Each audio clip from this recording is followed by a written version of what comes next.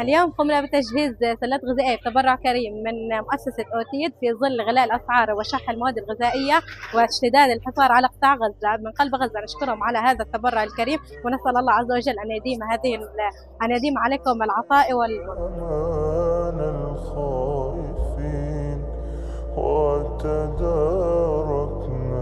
بنصر منك يخزي الظالمين.